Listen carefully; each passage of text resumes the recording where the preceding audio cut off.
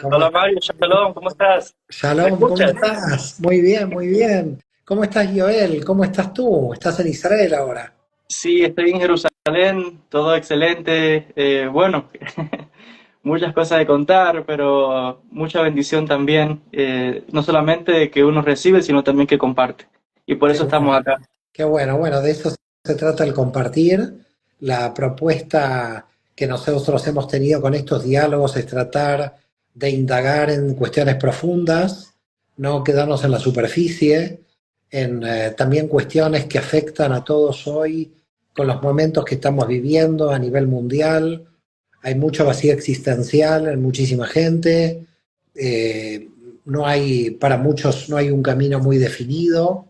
A veces, para abrir, ¿no? Este diálogo que tenemos juntos, eh, es como curioso lo que está pasando porque yo nunca he visto, por lo menos en los últimos años viene creciendo, una búsqueda muy grande a nivel espiritual, a nivel mundial, y a veces las respuestas son más bien teológicas que espirituales.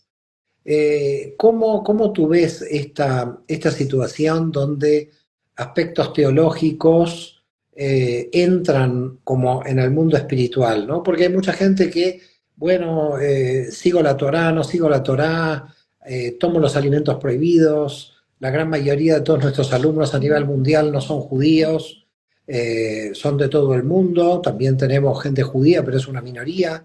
Entonces, habría que indagar, habría que profundizar en el anhelo del alma humana, independientemente de la nación, del origen que cada alma tiene.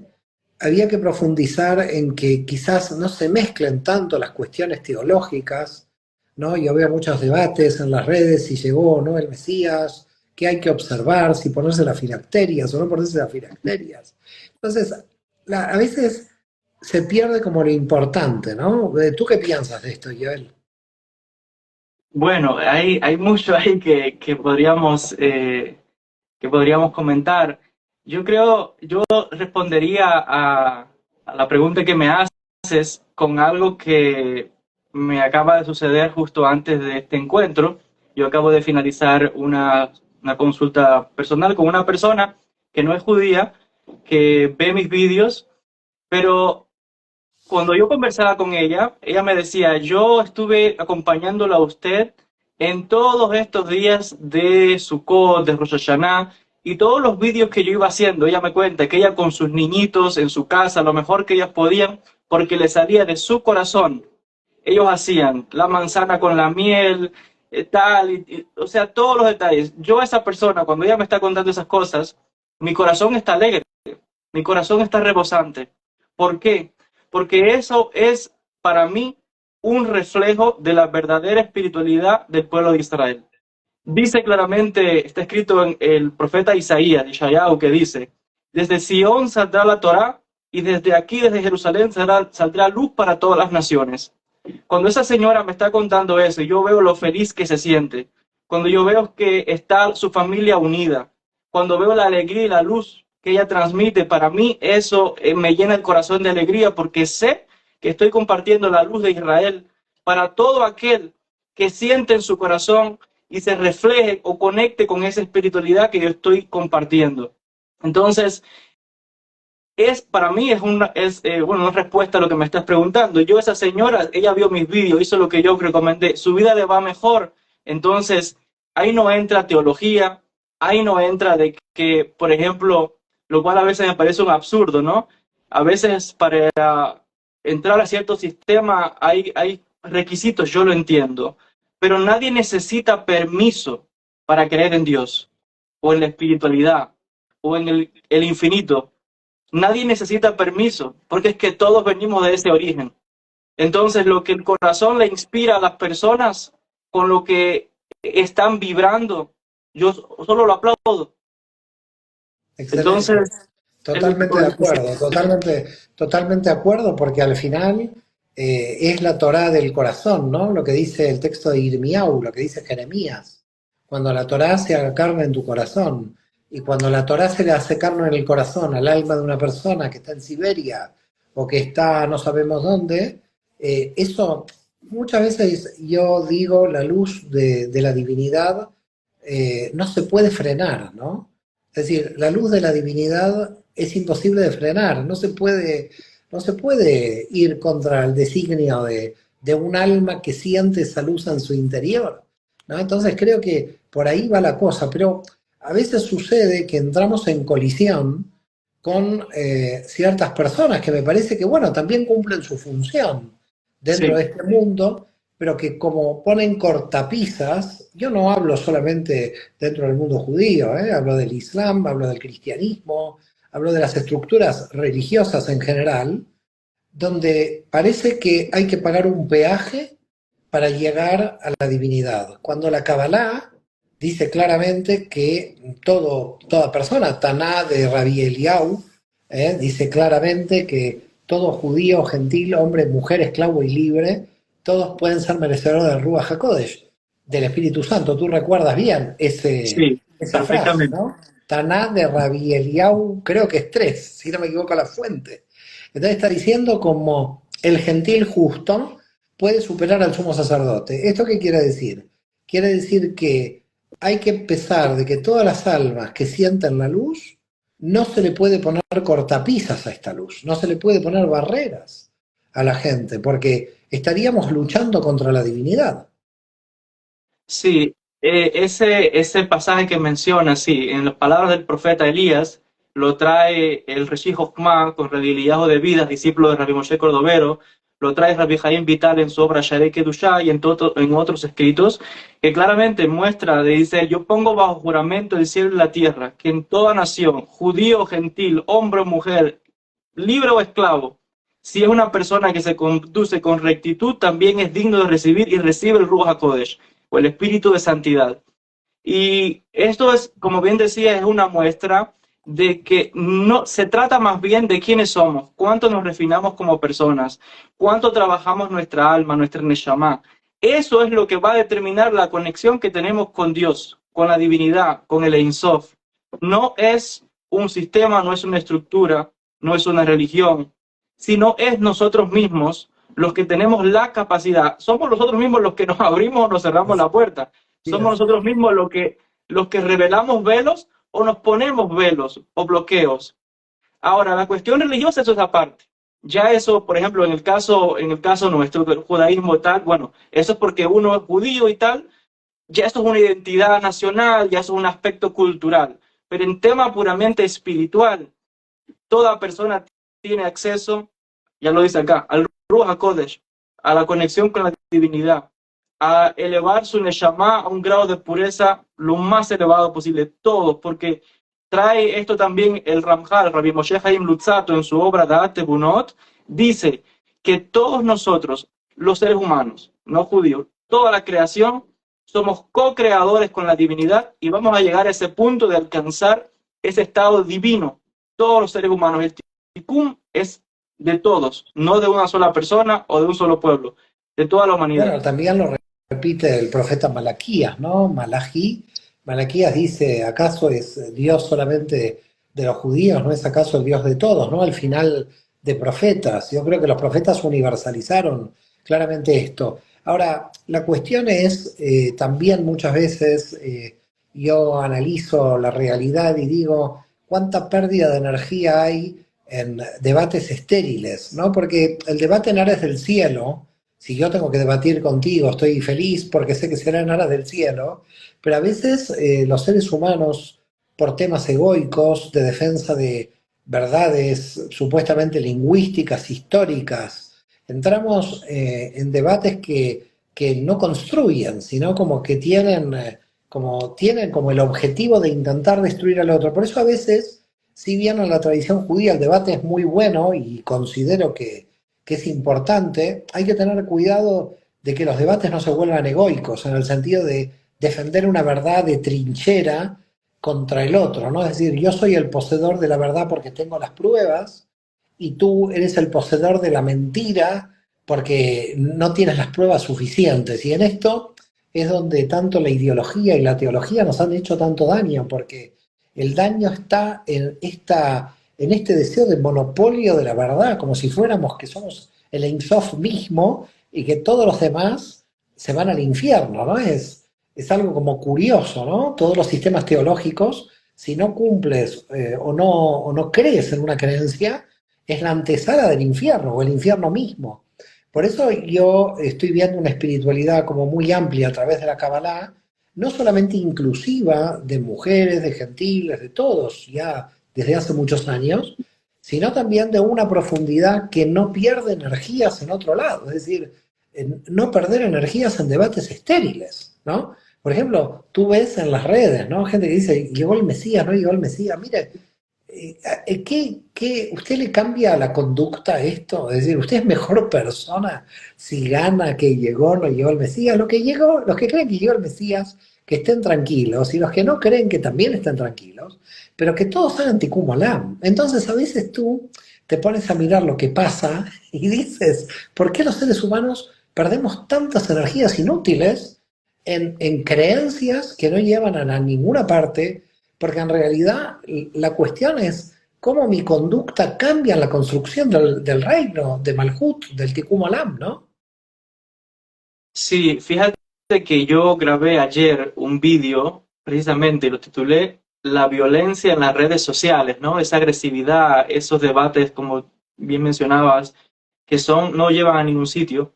Lo voy a publicar recientemente en mi canal, pero quisiera eh, darme comentarios citando las palabras de una amiga, Mardí Herrero. En estos días estoy leyendo, o finalicé de leer su obra Amarás, un libro que me regaló, y tiene un párrafo, un fragmento que dice que hay momentos en los que encontrar un refugio te salva la vida, pero quedarte en el búnker para siempre, con eso no vas a trabajar por la paz. ¿Qué quiero decir yo con esto? ¿Qué interpreto yo por estas palabras? Que hay veces que las personas se atrincheran en ideologías. Yo entiendo que la gente está buscando espiritualidad, sentido, y lo busca en diferentes sitios. Como decía un amigo, todo el mundo quiere subir a Atzilut, y por eso todo el mundo está desesperado y a veces se pone agresivo ese ascenso espiritual, que no debería ser. Pero esas trincheras que en un momento pudieron dar cobijo a una persona, bien sea una espiritualidad, una religión a la que llegó alguien, una ideología, en un momento cumplió una función. Pero cuando te quedas mucho tiempo allí o para siempre y no sales al exterior a conocer al otro, a ver cómo piensa la otra persona, sucede que esa trinchera ya no es que te quedaste refugiándote, es que ahora tú vas a disparar de la trinchera para afuera. Todo el que no piense como tú o que no comparte ideología ya es enemigo, porque si estás afuera, lo externo, el otro, y lo que viene a trabajar la espiritualidad de la Kabbalah es totalmente lo contrario, viene a destruir ese búnker. Ya no hay bombas afuera, hay que salir, hay que dialogar, hay que conocer. Yo siempre digo que el monoteísmo o la unidad de la que se habla, por ejemplo, tanto en la Cábala como en el sufismo, por ejemplo, no significa que todo tiene que ser uniforme, que todo el mundo crea lo mismo y piense igual. No, es un monoteísmo que se expresa en la pluralidad. Si salimos afuera, vemos que hay variedad. El cielo, las estrellas, colores, miles de variedades de flores, de árboles, pero es un conjunto. Se ve la mano de un creador en la multiplicidad. Con el ser humano sucede igual, hay una variedad de pensamientos, variedad de ideas. Y uno tiene que aprender, sí, a crear esos puentes de unidad, reconociendo que lo otro es diferente, pero que lo otro me aporta. Que yo, acercándome al otro, tendiendo ese puente, voy a recibir algo que me falta. Y otra vez puedo aportar algo al otro. Pero cuando las personas se quedan en esa trinchera, en ideologías, en dogmas, no hay crecimiento, sino que lo que hay es una energía que se va acumulando, se va ennegreciendo al punto tal que estalla. Y eso es lo que está viendo en las redes sociales, que la gente todavía está en esos debates de la época medieval, que son debates obsoletos, como yo mencionaba, de que si el Mesías o que si mi religión, son debates que no van a ningún lado, son debates de, no sé cómo llamarlo yo, primer grado, de un nivel de conciencia muy bajo, la verdad. Sí, lo que pasa es que lo que hay que tratar, porque claro, uno es paradójico, ¿no? Porque a ese debate no va a entrar, indudablemente, porque es que si entra va a salir totalmente herido, pero digamos, es curioso esa necesidad de que esa energía que tantas personas están poniendo en lo ideológico y en lo teológico, en defender lo que podríamos llamar verdades superficiales, Sí, porque ellos las consideran como verdades muy fragmentadas, porque están en la citra jará, como decimos en hebreo, están en el lado oscuro del otro lado, porque si no construyen nada, al final, como tú bien dices, terminan destruyendo. Nosotros en el árbol de la vida analizamos la clipa de la Biná, ¿no? Es decir, cuando la Biná se cierra y cree que la Biná tiene la verdad y no puede salir hacia la Insof. Es decir, se queda, como tú bien dices, atrincherada, parapetada en algún lugar. ¿Cómo reflexionar para que las futuras generaciones no entren en esto? Porque el problema es que esto es la antesala de todos los conflictos, como tú bien dices. Es decir, la realidad es que este tipo de trincheras son las que nos llevan a la pelea entre hermanos, a la pelea entre las naciones, y si queremos construir una humanidad única en paz, digo única en paz, única en la diversidad, ¿ok? Que no se entienda única de manera totalitaria, sino totalizante, yo utilizo dos palabras que las diferencio, es decir, Dios es el que totaliza, pero no es totalitario. Si fuera totalitario, nos hubiera creado a todos iguales. Unos con exacto. barba, otros sin barba, otros calvos, otros con más pelo. Y como tú dices, ¿no? En la variedad biológica y cosmogónica del universo, nosotros cuando queremos imponer una verdad fragmentada al resto de la humanidad, estamos completamente contra la naturaleza cosmogónica.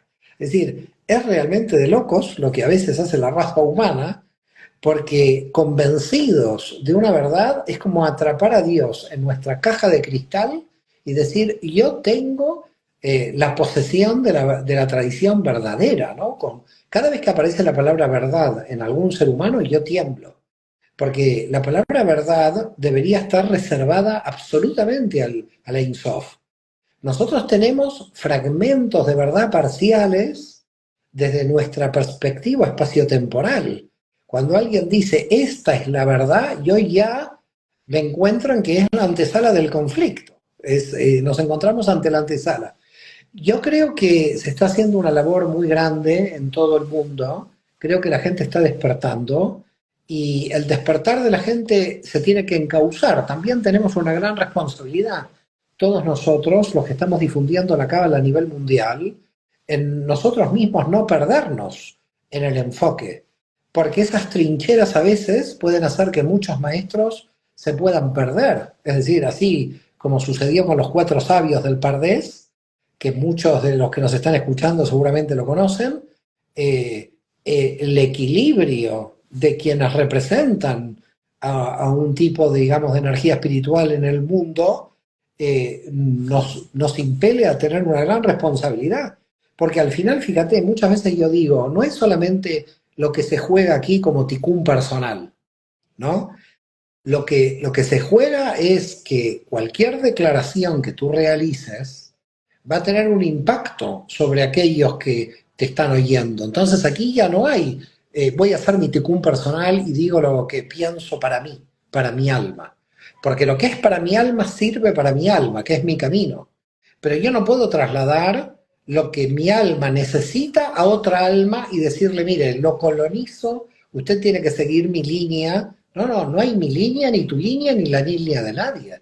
La línea es del ticún de cada alma. Totalmente de acuerdo. Por eso es que lo que esas personas definen como verdades, si uno se pone un poco, ¿no? Desde el ángulo de ellos, diría que ellos en realidad no lo saben, pero bueno, en lo que están es defendiendo en realidad su propia experiencia desde el conocimiento limitado que tiene cada alma, cada fragmento. Entonces, yo puedo entender que las personas que entran en los debates o debates estériles como esto que realmente no, a veces no es expresar la luz del alma, a veces lo que quieren es demoler a la otra persona, vejar, humillar, mostrar que al final no es más que un reflejo del ego. Entonces, eso nos muestra algo.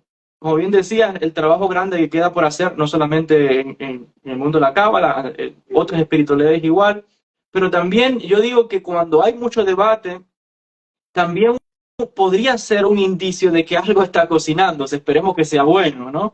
Algo está a dar a luz y hay un desespero muy grande de esa alma que se siente amenazada y por tanto está agrediendo, como decía, el que está en la trinchera ya no entró el refugio, es que ahora ataca lo de afuera. Entonces, esperemos que esa Neshama reflexione o llegue al punto de decir no. Y ¿sabes qué? Yo pienso, porque tengo esa emuná, esa confianza de que toda Neshama eventualmente acabará cansándose. Y cuando pasen los años entenderá que esos debates no le sirvieron para nada, Así sino es. que le trajeron más bien amargura a su vida, discordias. Eso me hace recordar la historia de Rabbi Shimon Bar Yochai, cuando pasó esos 12 años en la cueva, muy espiritual, según la tradición, comprendiendo el Zohar, con visiones de Eliyahu, y era el celo tan grande que tenía, que salió y dice que fulminaba con sus ojos a las personas, prendía en fuego todo, y una voz del cielo que le dijo: Rabbi Shimon, ¿qué haces dañando a mi creación? Regresa a la cueva. ¿A qué? A purificarse y a entender que el mundo no gira de acuerdo a la visión de Rabbi Shimon. El mundo gira de acuerdo a la visión del creador, del Ein Sof. Y por tanto, querer imponer nuestra visión al otro, como hacía Rabbi Shimon, acababa quemando, destruyendo otra obra que está en proceso. Porque cada Neshama está en un proceso espiritual. Yo no conozco el proceso de la otra persona. Por eso es que es muy peligroso juzgar el estado espiritual de otra persona y decir, apuntar. Es muy peligroso. Hay un juez que es el creador. Cada cual debe enfocarse en su propio trabajo, cada cual debe hacer un trabajo en lo oculto, en lo personal, y buscar la manera de edificar al otro en vez de entrar en debates estériles que no van a ningún sitio. Es curioso lo que tú dices porque a pesar de que hace miles de años, desde los profetas de Israel probablemente se vienen repitiendo estas cosas, no logramos aprender. Parece que tenemos como una falla del Tzimtzum Aleph, de la primera autocontracción del mundo de las clipot, que siempre vuelven a aparecer las clipot y en cada generación decimos otra vez tenemos que empezar a trabajar. Es como algo que parece ser, ¿no? No voy a decir incorregible el ser humano porque se corrige, porque creemos en el tikkun y lo experimentamos, pero que es curioso cómo el refinamiento cuesta tanto, ¿no? Es curioso cómo a veces no podemos ver lo evidente. A veces es tan evidente que no lo podemos ver. Yo muchas veces digo, mira, la cábala, más allá de su complejidad, digo que se conecta tanto con el sentido común que cualquier persona que tiene sentido común puede ya comprender las bases de la cábala. Porque la Kabbalah es el sentido común. ¿Cómo podemos perder el sentido común a través de los siglos? Que en cada generación tienen que venir rabinos, profetas, maestros espirituales, y en cada generación el trabajo parece que no lo podemos terminar. Hay algo que en el fondo nos termina siempre como desequilibrando. Yo pienso que es la superficie que Pues me muchas lo veces... sacaste de los labios. ¿Cómo? ¿Perdón? Me lo sacaste de los labios, lo tenía Ah, ahí. perdón, no quería, no, te lo dejo a ti, te lo No, dejo a no, ti. adelante. Quiero decir que estamos en el mismo pensamiento. Estamos así. Es que la superficie, a ver, voy a decir algo muy fuerte. Total, aquí estamos entre amigos. La superficie es idolátrica. Si no se profundiza, la superficie es idolátrica.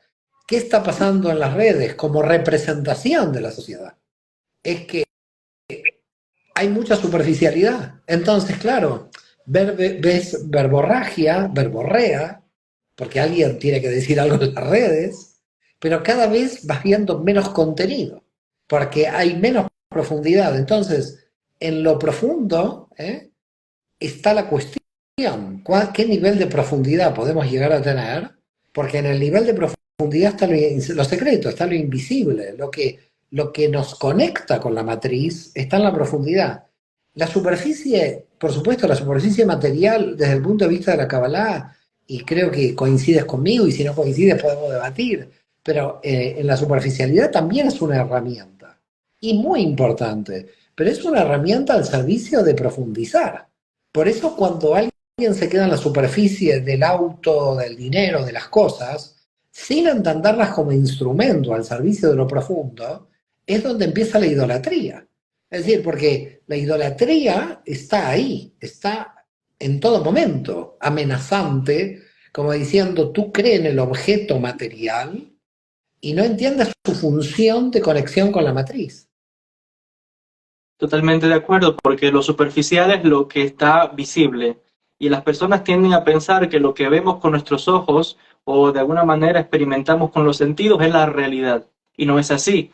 Lo superficial está, digamos que es una cáscara, es una máscara, es una envoltura, que hay un trabajo que hay que realizar, que es, digamos, que el que queda mucho por hacer, ¿no? Porque hay ocasiones en que las personas, si se mirasen dentro, verían cosas feas. Entonces, como no se quiere ver lo que llevamos, la oscuridad que tenemos dentro, es más fácil verla en el otro y atacar al otro. En ese ataque que hacemos al otro, básicamente lo que estamos es repudiando lo que nosotros sabemos que tenemos dentro. Así Esa es. es como la historia de Caín y Abel. Lo que, cuando Caín ataca y quería acabar con su hermano, lo que estaba era realmente destruyendo el ideal de lo que él quería ser, Así que es el es. Abel. Así es, pero fíjate qué curioso, has tocado un tema muy interesante, que volvemos a estar sintonizados, y te voy a decir algo. El tema de Caín y Abel lo encontré justamente, mira, ayer por la mañana estaba leyendo el Or Yacar de Cordovero, y trae el tema de Caín y Abel, y fui a la raíz de Caín, y en hebreo la raíz de Caín es materia, es el estado material, lo que es Caín en hebreo. Es decir, Caín sería el materialista para realmente traducir la palabra en hebreo. Y Abel, que es Ebel, no es vanidad de vanidades, Ebel Abeilim, sino vacío de vacíos. Y en esa vacuidad, Abel es el que recibe toda la luz divina. Mientras que Caín no la puede recibir porque está en el nivel de lo material. La lucha entre Caín y Abel en los arquetipos es la materia superficial contra la profundidad más grande que tenemos.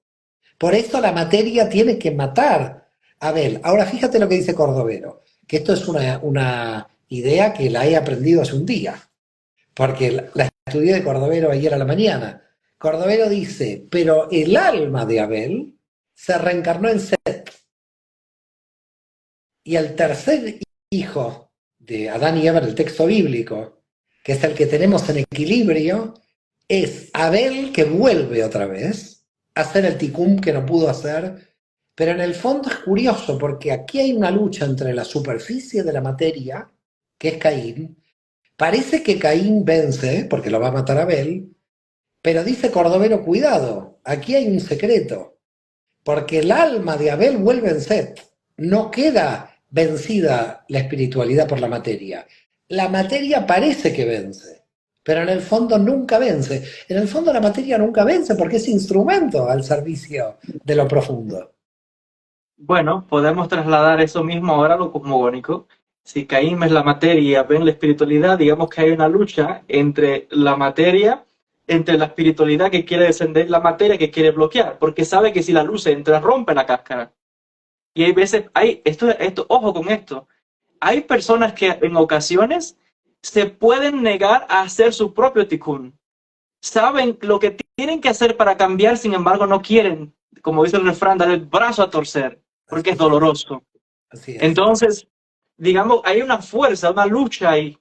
Y pero como bien dices, tarde o temprano volverá, Es como en que, el caso de la reencarnación. es que lo que está sucediendo, si tú te pones a pensar, las guerras orquestadas por la economía, que la economía es lo más material que hay, son guerras orquestadas por Caín, de alguna forma, por ese arquetipo, y el trabajo espiritual que estamos haciendo es el trabajo de vaciamiento y de poner la materia al servicio de lo espiritual. Entonces la materia no quiere estar al servicio de lo espiritual porque cree que tiene vida propia, se desconecta del campo espiritual. Es como que la materia dice, ya que existo, existo por mí misma y por lo tanto me desconecto de la matriz. Por lo tanto, claro, cuando los antiguos decían no creen en Dios o se desconectó de Dios, lo que estamos hablando es algo muy profundo, porque no es me desconecté de Dios, llámele Dios e Insof matriz. Es que la materia tiene una fuerza inercial que te hace creer que tiene como vida propia. Es decir, el problema de la idolatría es que la materia de alguna manera te convence, y fíjate, el siglo XIX y XX fue totalmente materialista. Fueron 2 siglos de materialismo que ¿a dónde nos llevaron? Está bien, nos llevaron a tener un buen auto, una buena nevera. Pero después de tener un buen auto y una buena nevera, no sabíamos qué hacer con nuestra vida. ¿Por qué? Porque no pusimos la tecnología a nuestro servicio, sino que ahora estamos terminando nosotros al servicio de la tecnología. Es decir, es de locos, es decir, es el golem el que nos está conquistando y no somos nosotros el que dirigimos al golem. Bueno, fíjate si yo continúo con esa línea que mencionas de la materia que se cree independiente y volviendo a este relato de Caín y Abel, por eso es que Caín mata a Abel, porque se siente desconectado y cuando Dios le pregunta y tu hermano dice, ¿acaso soy yo el guardián de mi hermano? Quiere decir, yo soy separado, independiente, no tengo nada que ver con lo espiritual. La materia aquí está desconectada al punto tal que no quiere reconocer, se siente independiente total. Pero lo interesante de esto, y que la gente no se asuste, es que, ojo, todos nosotros tenemos dentro a ese Caín y a ese Abel. Claro, Todos claro. nosotros tenemos ese elemento de la parte material y de la parte espiritual. Como bien decías, hemos visto que en el mundo estos cambios donde ha habido un intento de matar la espiritualidad, de matar a Dios, como decía Nietzsche, que tal vez está un poco mal entendido, pero y el mundo se volcó a la materia, a la ciencia, que está muy bien, excelente, pero hoy hay un nuevo renacer de entender, o digamos que esa nueva reencarnación de Abel, de ver que la espiritualidad es necesaria. Tanto la materia como la espiritualidad deben ser unidas, como decía Luzzatto, debemos espiritualizar la materia. Ese es el objetivo. Totalmente. Es más, estamos viendo hoy científicos como el doctor Marchetti en biología, como San Segarra en España, científicos que llegan a la conclusión, señores, hay energía del otro lado que es la que está moviendo el campo de la materia. A ver, lo que los Mekubalim están diciendo hace 2000 años, los científicos hoy llegaron y dijeron, epa, nos estamos perdiendo, que las fuerzas invisibles son las que operan en lo visible. No es que lo visible me está condicionando, es el invisible que condiciona lo visible. Es decir, es la profundidad la que nos está condicionando. Es decir, es Moisés con las tablas, no es el becerro de oro. Ahora bien, el problema es, yo no estoy en contra del becerro de oro, estoy en contra de cómo fue utilizado el becerro. Porque si el becerro de oro lo hubieran utilizado para algo espiritual, tampoco tiene un problema. El problema es haberlo adorado. Con lo cual tampoco podemos caer en el punto de vamos a ir contra la materia, porque al final la materia, el universo de Asiá, ¿no? Como la llamamos en la Kabbalah, está al servicio. Entonces yo muchas veces digo, no vayamos contra la materia, porque Caín nos quiere meter en un problema. No es solamente que nos vende la materia superficial, es otro problema, es que nos va a negar la materia a los que estamos en el mundo espiritual. No, no nos tenemos que negar. Esas son nuestras herramientas, porque hemos encarnado. Con lo cual, si no, no tendría sentido nuestra encarnación como almas en el cuerpo, porque estamos encarnados en la materia. Pero vuelvo, la materia como instrumento al servicio de qué. Si yo no tengo la materia al servicio de nada, entonces vivo una vida cada vez sin sentido, un vacío sin sentido. Cuando yo tengo los instrumentos de la materia al servicio de mi vida, entonces estoy poniendo toda la materia a mi servicio y no al servicio de la materia. Es decir, porque si es al servicio de la materia, yo entonces estoy idolatrando la nevera, estoy idolatrando el auto, estoy idolatrando la puerta. He caído como hace siglos. Lo que a mí me preocupa, sinceramente, o yo diría me ocupa, no me preocupa, es el problema de que no profundicemos adecuadamente. Porque la velocidad social que existe hoy nos impide tener esas horas de silencio, esas horas de estudio. Y lo que está pasando en las redes es que las redes, en representación de lo que sucede a nivel social, está habiendo una verborrea, una verborragia, un decir de nada, un decir sin contenido, sin profundidad. Y esto me parece que es preocupante porque tú estás oyendo a cualquiera, un XX, y dices, pero ¿hasta dónde hemos llegado? ¿A dónde? No. Entonces aparece la imagen y entonces empieza a verse una imagen yesódica de máscaras que se van vendiendo. Esperemos que no nos arrastre esta situación, porque es muy peligroso que no profundicemos en los temas. Es decir, yo muchas veces digo, hay que hacer estudios serios de Kabbalah, profundizando en los temas, debatiendo los temas, preguntándonos, y no quedarnos en la superficie, porque la superficie nos vuelve a confundir en un contexto de la imagen, ¿no? Entonces, hay que dejar de vender imagen, porque la imagen es Egipto, es Yesod, y hay que hacer un trabajo de profundidad. Claro, yo no lo puedo hacer por los demás. Esto cada uno lo tiene que hacer. Totalmente. Lo que yo comparto esa idea, agregaría además de que sucede que las personas se pierden en el mundo de la forma. Claro, vivimos en la materia, entonces es imposible liberarnos de la forma, ¿no? De lo que vemos, pero como bien decías, hay que ir más allá. Pero este más allá requiere un trabajo. Y lamentablemente lo que vemos es que las personas no quieren hacer ese trabajo personal, sino que, vuelvo a decir, es más fácil apuntar o buscar porque es una forma de escape al trabajo que cada cual tiene que hacer. Entonces, el trabajo puede ser doloroso porque se descubrirían muchas cosas. Yo diría algo más. Es cierto que hay un desequilibrio, pero también es verdad que hay muchas personas que sí están haciendo el trabajo espiritual, que sí están acercándose a la espiritualidad correcta. Y cuando hablamos de espiritualidad, hablamos de la perspectiva de la Kabbalah, pero esto otra vez abarca la espiritualidad con la que cada cual se siente reflejado. Entonces, es un trabajo de profundización que tampoco es que es así de rápido, porque hay veces, yo lo digo por experiencia, hay personas que vienen a mis consultas, por ejemplo, consultas personales, y la gente piensa que todo es así, quieren milagros, quieren cosas rápidas, pero cuando uno le dice, mire, usted tiene que hacer esto, esto y esto, y trabajar estos puntos, como que le cambia el semblante, porque creen que acercarse a la Kabbalah es acercarse a la magia, y con un salmo y tal resuelve, y que todo es maravilloso. No. Eso es lo que estoy explicando a las personas con las que interactúo, a mis estudiantes, amistades, etcétera, de que hay un trabajo que hay que hacer, que es gradual.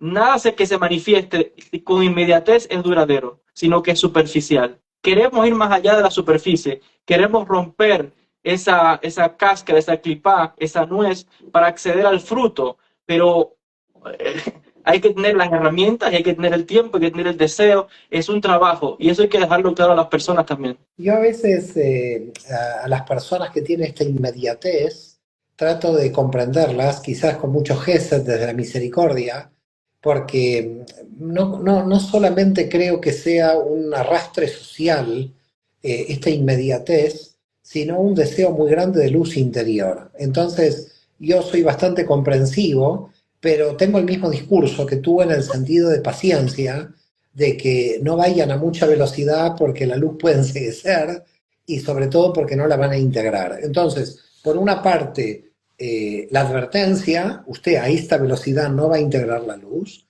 pero por otra parte, la misericordia de decir, entiendo tu desesperación. Lo que no entiendo es el arte de magia, porque ahí no hay trabajo interior. Entonces, en esto estoy de acuerdo, ¿no? Yo digo del deseo de luz. Son dos cosas diferentes. Una cosa es el trabajo interior, que hay mucha gente que no lo quiere hacer, y lamentablemente tenemos que venir a dar unas malas noticias de decir hay que trabajar mucho para ser mejor persona. Es decir, para ser un alma refinada, como diría Luzzatto, hay que trabajar mucho. Ahora, por otra parte, la cuestión que aquí se complica es el tema de que si no hacen el trabajo y no profundizan, claro, nosotros no lo podemos hacer por ellos. Y los actos mágicos, como tú bien dices, son unas especies de desesperaciones exteriores de personas que no tienen la estrategia de salir de sus bucles. A veces, y yo veo personas que no se les ha explicado cómo vivir, y nosotros tenemos una gran ventaja en la Cábala, porque con el mapa del árbol de la vida tenemos la posibilidad de tener un mapa de cómo funciona la vida y el universo, y por lo tanto, claro, si tú tienes GPS y el otro no tiene GPS, ¿quién va a llegar? El otro quiere llegar más rápido sin GPS. Ahora, hay que decirle, mire, resuelva la comprensión del GPS. Y en vez de hacer un esfuerzo inútil, focalice el esfuerzo. Pero claro, si no tiene mapa, ¿a dónde va a focalizar el esfuerzo? Desde la Cábala, nosotros le proponemos, tenemos el mapa, para que usted focalice la energía, tenga este GPS, pero tiene que trabajar para entender cómo funciona. Para entender cómo funciona un televisor, tienes que saber a qué botón picar, aunque sea. Entonces, completamente de acuerdo de que los actos mágicos que existen no pueden ser atajos al verdadero trabajo y al esfuerzo personal en crecer. En esto, 100% de acuerdo. Me preocupa que estemos de acuerdo en todo, parecemos de la misma raíz del alma. Sí, yo agregaría o diría que lo que he notado también con muchas personas, y es el trabajo que tenemos, bueno, no sé si le tenemos, digo que es un trabajo de todos, ¿no? Pero bueno, los que somos un poco más visibles, ¿no? En la difusión de la Kabbalah, la educación, es explicar precisamente esto a las personas. Y lo que yo he notado es esa desesperación que muchos traen. Yo entiendo que es verdad, la vida en este mundo es difícil, hay problemas de economía, de salud, de enfermedades, situaciones, y la gente cuando viene a veces buscando desesperadamente una solución, un alivio. Entonces yo puedo entender a la persona. También mucha gente lo que me dice es, bueno, mire, yo pasé por tal religión y por la otra y ya no creí y ya tengo tanta edad y si no aprovecho ahora ya se me acaba el tiempo. Y yo, claro, cuando me dicen eso, lo primero que pienso y digo, bueno, ¿y cuál es el problema de que, porque ok, llega la muerte? Bueno, ¿cuál es el problema? Vendremos en otra reencarnación, continuará el trabajo. Claro, ese entendimiento lo puede tener uno después de un estudio, pero a la persona tampoco decir eso de golpe le lleva a ningún sitio. Pero eventualmente la cábala le llega a dar a la persona una paz, una estabilidad de entender de que no se trata de que es esta la única vida que tenemos, ni la única que hemos vivido, porque es que hemos estado acá en muchas otras ocasiones. Entonces es un proceso de rotación de vidas o de reencarnaciones que no hay que desesperarse, tampoco es una excusa para no hacer el trabajo, no, el trabajo hay que hacerlo, pero hacemos lo que podemos. Como bien hemos conversado otras veces, tú bien decías también que uno tiene que ser misericordioso con uno y entender de que uno hace lo que puede. Entonces, hacer lo que puede desde la honestidad del alma, de saber de que hice todo lo que podía, de que cuando me marché de este mundo hice todo el esfuerzo, todo el crecimiento que pude lograr, o de la mejor manera que pude. Pero también la cábala viene a traer esa paz y a entender de que, ojo, no estamos en una carrera contra el tiempo, sino que es un proceso de evolución que, ojo, tiene lugar no solamente en esta encarnación, sino que también continúa desde el mundo de las energías. Entonces, ¿qué opinas sobre esto?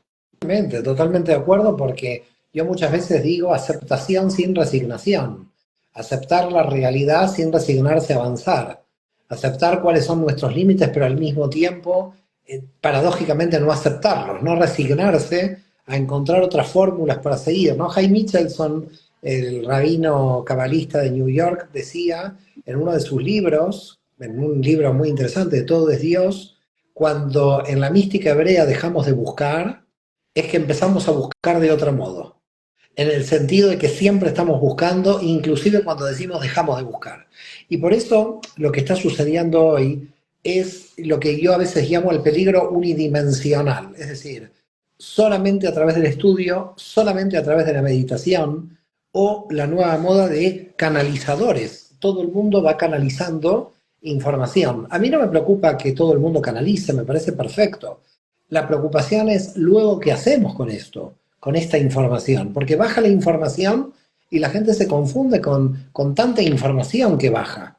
Entonces hay que también ser muy prudentes en el orden de la organización, ¿no? Es decir, el orden de la organización quiere decir un estudio profundo para ver aquellos que están bajando energía a través de canalizaciones, si no están confundiendo más y no se están confundiendo también más ellos, desde la buena fe lo digo, y desde la buena intención de los canalizadores, porque se está bajando mucha información que aquí tiene que estar ordenada. Falta como un orden general en tanta caída, en tanta bajada de la información. Entonces estamos en una era donde la información baja, pero también estamos en una era de muchos desequilibrios, porque he oído, por ejemplo, decir, a mí me baja la información, no necesito estudiar. Claro, no necesito estudiar. Si yo lo traduzco, es no me organizo mentalmente, lo cual para mí es grave. No sé tú qué piensas de esto. Sí, comparto la idea y continuando con ese pensamiento, yo diría que a veces el ser humano tiende a pensar de que a veces una idea que uno tenga, o esas personas que canalizan, por ejemplo, es como una novedad en el sentido de que, bueno, esta información la recibí ahora, como bien decías, no me hace falta el libro. No, es que, mire, cuando uno estudia y se da cuenta de las vidas de los místicos, uno se da cuenta de que ellos en sus escritos no solamente es que tuvieron experiencias similares a esas personas que canalizan o las experiencias que tengamos todos nosotros, sino que ellos intentaron explicar en base a otros conocimientos que tenían qué fue esa experiencia. Por eso estoy un poco cuidadoso con las meditaciones, las cuales las practico, pero ojo, no me dejo engañar por que si vi algo, que si lo otro, porque la mente, la imaginación, que es muy buena, también puede llevarnos a engaños espirituales, de pensar que todo lo que imaginamos es real. Entonces, es cierto que hay un beneficio en la meditación, en la persona que tiene el don de canalizar, porque quizás nació con esa habilidad, ese desarrollo del alma, pero también tiene que desconfiar incluso de eso que está experimentando y de eso que está canalizando, porque ojo, a veces pensamos que lo que se canaliza del otro lado es verdad. Volvemos al tema de las verdades absolutas. Y no es cierto, porque de aquel lado se pone en contacto con Neshamot, por ejemplo, con almas, que ojo, también estuvieron aquí encarnados, tienen un conocimiento limitado y lo que dan es una versión o la información que baja está también limitada, está condicionada por la experiencia de del que está pasando la información a este lado. Y el peligro del que está canalizando es pensar que recibe una verdad absoluta. Mira, te voy a contar una historia para que veas cómo, puedo decir, una canalización integrada con un estudio es buena, pero a veces la canalización puede llevar a un desequilibrio. Hay un artículo que se publicó hace unos años en la India, una familia de la India que ellos tienen su espiritualidad, su sistema, entraron en contacto con un espíritu de su árbol familiar. Ese se presentó y dijo, es una energía de su familia. Y les dio ciertas instrucciones que si las seguían le iba a dar bendición. La gente empezó a hacerla porque, bueno, dice que es un espíritu familiar, lo que sea, y le empezó a ir muy bien, económicamente, éxito y tal. Poco a poco se fue creando como una confianza en eso que se canalizaba. Llegó un punto que esa energía manifestó y dijo, miren, yo quiero que ustedes estén de este lado, yo quiero que toda la familia tomen una soga, la pongan en su cuello y cuando caigan no van a morir, van a recibir como una bendición o algo. ¿Qué pasó? Toda la familia acabó ahorcada, muerta. Se publicó eso en un artículo en un periódico de la India. ¿Qué es el peligro de esto? Una canalización desequilibrada por personas que no tienen la experiencia del estudio, del conocimiento y de pensar, no sé cómo la palabra en español, como naif, como inocentemente, que todo lo que viene de aquel lado es real y Sí, puede ser sí, una sí. trampa. Sí, por ese motivo hay que tener mucho cuidado y aunque exista un grupo, no todos, de ciertos canalizadores que dicen que no hay que estudiar, que no a los libros, que en el fondo vuelvo a repetir, es un ataque a la organización mental y Sí, conceptual que nosotros tenemos para vivir en este mundo. Porque entonces nos hubieran construido como ángeles del otro lado o como almas en el Olam Abba y nosotros tenemos que tener estabilidad psíquica para vivir en el campo de la materia y sobre todo para terminar o acelerar el tikkun en el campo de la materia. Por lo tanto, lo que tú planteas es muy interesante porque da la pauta. Lo que pasa es que ahí se mezcla muchas veces el desequilibrio egoico, como tú decías en un momento, de aquel canalizador que sin darse cuenta cree tener una verdad como novedad, como diciendo yo he traído una verdad que viene de la divinidad y por lo tanto algo que no tiene nadie. Y ahí hay un desequilibrio del ego terrible, que imagínate que si tiene seguidores, el ego hasta dónde puede llegar, porque todo se desequilibra ahí. Entonces hay que tener mucho cuidado cuando una persona está subiendo a la luz, que suba ordenada. Por eso, con paciencia, con método, con profundidad, en orden. Nosotros trabajamos mucho en la Cábala, el orden de la Biná, vaya a estudiar de tal libro, debata, organiza este concepto, comprenda esto, clasifique de qué estamos hablando. Y me gustó mucho tu intervención cuando dices cómo operaban los sabios de la Kabbalah y cómo operan los sabios de la Kabbalah a través de los siglos, de una estructura, podríamos llamarla teórica, donde sus experiencias personales se ajustaron a esa estructura teórica para ser integrada al alma, y luego lo curioso de algunos canalizadores actuales que no saben los antecedentes de la falta de originalidad que tienen, porque a lo largo de la historia hubo mucha gente que canalizó a veces muchas cosas similares.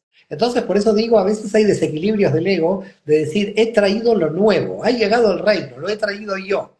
Hay un desequilibrio muchas veces egoico, y vuelvo a decirte, quizás era información real, no sé si imaginación, a veces era información real, pero que esa información real termina desequilibrando a la vasija. Sí, porque tiene que haber un proceso de construcción de esa vasija. Y esa construcción o creación del recipiente tiene lugar desde un punto de vista que viene con la ayuda de la Binah, que es un poco lo racional. Pero lo racional yo lo vería como el recipiente de barro que ahora tiene que ir por el fuego de la Binah para que se solidifique y sea capaz de recibir esa luz. Te digo, Entonces, perdón que te interrumpa, pero me gustó mucho tu visita al cementerio donde está Baruch Spinoza. ah, Te lo quiero decir, tú que vienes de la ortodoxia, dije, este hombre está haciendo un ticún muy importante. No lo quiero hablar públicamente, pero cuando te vi ante la tumba de Spinoza dije, oh, Joel ha vuelto a su ticún, dije. bueno, cuando yo leí la publicación en el flyer en tu Instagram, decía, vamos a hablar de temas espinosos. Yo dije, bueno, yo creo que vengo de la tumba de Spinoza. Pero cuando te vi en la tumba de Spinoza, dije, bueno, está haciendo está por el camino de su ticún del alma. Dije, este hombre que ya esté con los excomulgados quiere decir que vamos bien, vamos bien, ¿no? Yo siempre estuve del lado de Abulafia, no de Benadret. Pero bueno, tu visita a la tumba de Spinoza a mí me dijo mucho de tu camino, de tu alma. Así que yo públicamente te felicito porque estás haciendo un trabajo muy interesante en cuanto a no caer en la trinchera, ¿no? Sobre todo porque tú eres joven y cuando alguien tiene mucha juventud se atrinchera rápido. Pero veo esa moderación que uno necesita en el camino de acoger universalmente a todas las almas, ¿no? Entonces, creo que fue un gran honor que Spinoza te tenga a ti en la tumba. Wow. Bueno, me quedo sin palabras. Bueno, pero cuéntanos, ¿por qué fuiste a la tumba de Spinoza? A ver si quieres contarme, Wow. yo no Bueno, quiero meterte en lo de, problemas, ¿eh? sí, bueno, lo de Spinoza no viene de ahora, realmente hace ya varios años que, bueno, vengo de la historia, vengo de la universidad, y cuando uno estudia la historia de Sefardí, tienes que llegar a Spinoza, a estos temas espinosos. Entonces, a mí me parecía fascinante su figura, solo que, bueno, no se había presentado ese momento, la vida da vueltas y tal, pero últimamente me he dedicado a, cuando he tenido la oportunidad, a visitar lugares históricos conectados con el judaísmo en España, en diferentes partes de Europa, y cuando uno también va estudiando, se va encontrando con esos personajes y dice, bueno, yo quiero conectar con esa Neshama, yo quiero eh, entender realmente qué pasó acá. Entonces, yo no sé de verdad qué pasó, porque yo no planeé ese viaje a la tumba de Spinoza, ni tampoco a Heidelberg, porque primero yo venía de Heidelberg, en Alemania, que es donde le iban a dar la cátedra a Spinoza, y él la rechazó.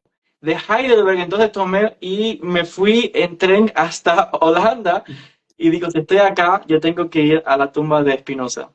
Entonces, bueno, la verdad que fue un momento muy emotivo. Te voy a contar algo muy especial que pasó allí. Esto fue increíble. Estaba lloviendo cuando llegué a La Haya. Empecé a buscar y llegué al sitio. No había nadie allí. Era un parque. Era una iglesia, pero estaba como un parque. Estaba lloviendo. Yo llego a la tumba de Spinoza y cuando llego, que me pongo frente a la tumba, yo fui y compré una vela para, ¿sabes? La piedrecita también. Iba a poner una vela, hacer un rezo por su Neshama, porque es mi hermano, porque lo siento así, no solo como judío, sino que no veo la separación entre Spinoza y yo. No veo la separación entre un judío, entre un sefaradí y otro sefaradí, no lo veo. Entonces te cuento que cuando yo llegué a la tumba de Spinoza, yo que estoy un poco a las señales, se posó un ave, un pájaro sobre la tumba de Spinoza. Estaba lloviendo y cuando yo empecé a hacer un vídeo y empezaron a pasar personas que empezaron a acercarse y a hacerse fotos a la tumba de Spinoza. Yo no creo que ellos supiesen quién era Spinoza, pero se hicieron fotos. Prendí la vela y de repente miro para atrás y ya tenía a un grupo de personas detrás de mí, al punto que llegó una persona que venía de España, que vino justamente para hacer también peregrinación a la tumba de Spinoza. Dejó de llover y hubo un diálogo entre yo y esa persona sobre la vida de Spinoza. Yo creo que eso lo vi como un poco de un honor a él, a su persona, a su pensamiento. Llegaron gente de Alemania, algo, fue una cosa increíble. Y eso lo vi yo como la Neshama de Spinoza haciendo su presencia, lo diría de esa forma. Y la verdad es que fue muy especial, muy especial. Yo siento que la persona que estuvo en la tumba me dijo algo que la verdad que me dolió un poco, porque él me dijo, yo le dije, estoy acá, soy judío, vengo de Jerusalén, y él era español, la persona, me dijo, muy bien, pero ustedes cuando les comulgaron, estaba escrito que había que pasar y escupir sobre la tumba de Spinoza. Y yo dije, wow, qué fuerte, qué doloroso, pero el Tikkun se trata precisamente de eso. Es cierto que en generaciones anteriores hubo esos debates que llevaron a cosas como estas, pero el Tikkun se trata de rectificar aquello que no se pudo lograr en el momento. Y yo siento que de alguna forma yo estando allí presente humildemente, hice un poquito o contribuí un poquito al Tikkun de traer ese puente, de esa hermandad entre la figura de Spinoza y su mundo, que es el mundo judío. Porque de una forma u otra Spinoza siempre ha estado en el pueblo de Israel, aunque la gente lo rechace por ese nombre, siempre ha estado presente. Bueno, no pasa lo mismo con Jesús de Nazaret, que siguen rechazándolo y rechazándolo, pero siempre va a ser judío y pertenece al mundo judío. Así que ya con Jesús, por eso digo, es curioso, ¿no? Los tabúes religiosos que se van creando en todas las religiones. Nosotros que venimos de la tradición judía conocemos más los tabúes en el mundo judío, ¿no? Tabú con Jesús, que fue un traidor, tabú con Espinosa, que fue comulgado, cuando todos ellos nacieron, vivieron y se sintieron profundamente judíos. Quizás llevaron el judaísmo hasta tal nivel que los propios contemporáneos no los entendían. Fueron tan profundamente judíos que probablemente rompieron con la superficie idolátrica que tenían en ese momento. Yo creo que lo que nosotros consideramos herejes, por lo menos en la mística, son los que más se jugaron por llegar a la Ein Sof, los que más se acercaron a la matriz. La ortodoxia no es la que se acerca a la matriz, porque la ortodoxia quiere mantener el statu quo del mundo de la materia.